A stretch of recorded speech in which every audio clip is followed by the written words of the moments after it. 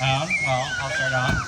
I've written the speech for the third time now. Nothing was wrong about the things I said before. However, when I read it to myself and out loud to other people, each time I realized that I'm basically complaining. I had another word in there, I don't want to use it. About issues, excuse my language. I was going to say that other word. I sit here and write about wanting to use my voice. But when I do use it, I'm creating a problem by trying to fix one. Funny how that works, isn't it? My name is Keegan Russell, and I would like to start off with a quote from The Alchemist by Paulo Coelho. Because I don't live in either my past or my future, I'm interested only in the present. Now, I was invited by the health department of Otero County to talk about youth wellness. Except I have so much to say, and I never actually pick a topic to talk about. And when I do, I go on a rant and sound like a pissed off teenager. In which isn't really a problem, but no one wants to sit and listen to someone complain unless it's funny. That might even be the problem that youth face when trying to express themselves. They know what to say, but confused about how to say it. Sometimes we confuse adults, and they confuse us a lot. I guess what I'm trying to do is apologize in advance and let you know that I'm not a professional when it comes to talking about my problems or any problems, nor should I have to be, and neither should you. But I do believe that anger drives a person, and I will be talking about things that I have been angry about, but things that can actually change. So without any more content warning, I shall begin. When adults and youth think about wellness, they think of physical health. But what about the mentality of a child? Society and our small community plays a huge role in creating the future and the future of a child. There are so many things that we need to change, that I need to change about myself. As a teen, I won't compare myself to the other youth I'm surrounded by, and I won't sit here and say that I understand you and how you feel, because I don't, and I shouldn't. And every one of us are our own individual. That's another problem that we face.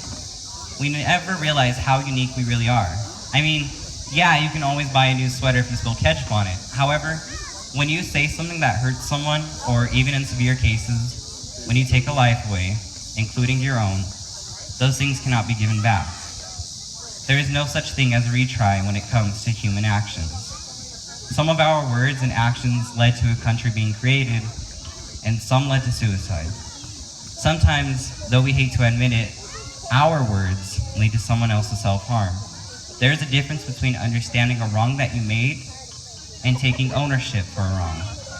We can understand how things are wrong in the world, like the homeless population, drug abuse, and society itself, but when are we going to actually take ownership for our wrongdoings? When are we going to sit down and ask ourselves, am I racist? Do I think about killing myself?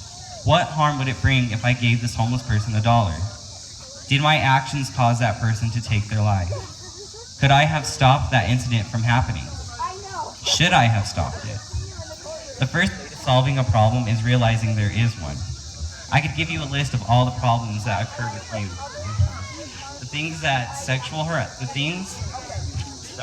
such as sexual harassment, substance abuse, physical abuse, domestic violence.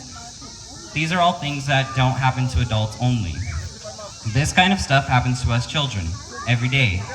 In most cases, we don't know how to handle it, let alone how to define it.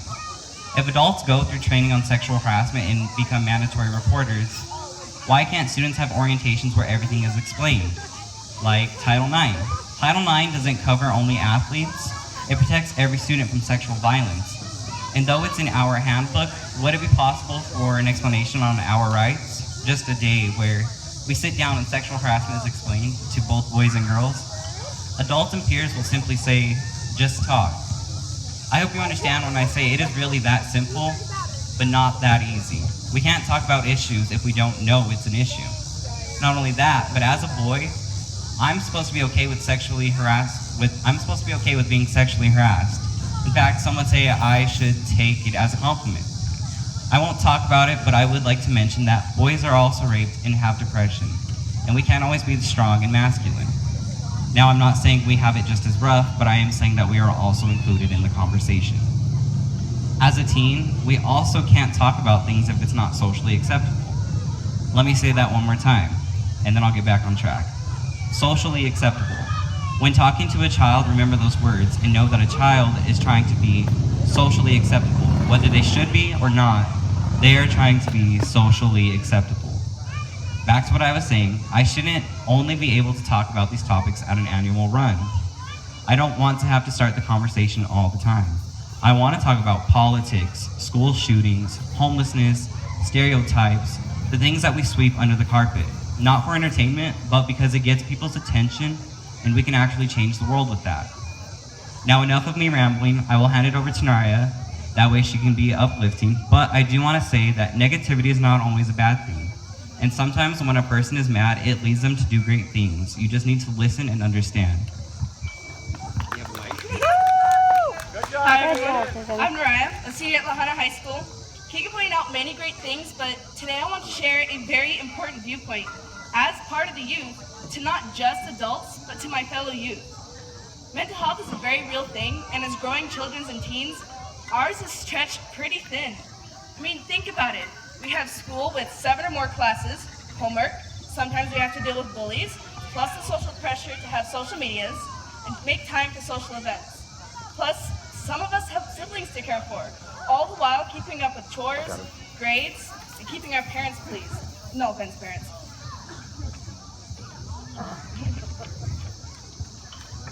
And as a student has been through all of this, it sucks. It's hard and it takes a toll. 3 years ago, the end of my sophomore year, I was diagnosed with bipolar disorder, which for my parents explained a lot of things, but for me it was almost like a punch to the face. It meant I wasn't normal per society's standards. And sure, I could give you a big, long lecture how you shouldn't conform to these rules, but let's be honest, that's probably the hardest thing to do in life. I had to be put on medication that made me intolerable to heat and gave me some heart problems. However, with the help of my physician, I've done away with the medication, and I want to tell you why I don't need them anymore.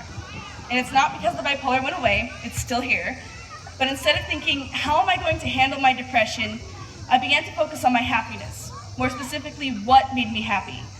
And this is the message I want everyone to have. Your happiness is the most important part of your mental health. And I know you're probably thinking, well, no shit, Sherlock. But be honest, when you've been talked at about mental health, how many times do they mention your happiness? It's all centered on the depression, the anxiety, and the meds. The thing is, that's great to touch upon and all, but happiness is the best medicine. Doing what you love is going to be a lot better for you in the long run. I feel like a lot of youth don't get the opportunity to try the things that sound interesting to them, either because we don't have it down here or because their parents won't let them. For example, that's a boy sport, you can't play that. Or, please, you've never shown interest in that before. Or my favorite, no one else does it, why would you want to? Parents, let me tell you a story. I grew up with a sports-centered family. I don't have any siblings, but my uncle played sports, my dad played sports, my grandpa played sports when he was in high school, and all 4 of my cousins play sports. Now, I don't have not one lick of athleticism in my body. However, when I was very young, I had the biggest interest in music. We had a piano in our house. Thanks. We had a piano in our house that I would just kind of play around on, as kids do. And for 2 years, I literally begged my parents for lessons. The reason for saying no was, and I quote, "We don't have a piano worth a shit," which means it's out of tune. Silly, right? So when they finally let me start lessons, I went through about 3 lesson books in a year. Each book was supposed to last a year. I sit down whenever I just are not feeling good, and I just play. And it's probably the most relaxing thing to me. But my point is, if your child says they want to try something, encourage them. They might be the next great artist or the next amazing martial artist. They could be amazing in robotics or theater, but you'll never know until you let them try. It's not just about doing what you already know you're good at. It's about finding what you might be good at.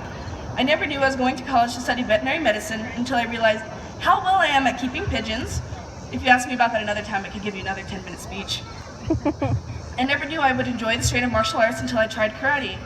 There are so many opportunities out here in our community, and all you have to do is look and listen. And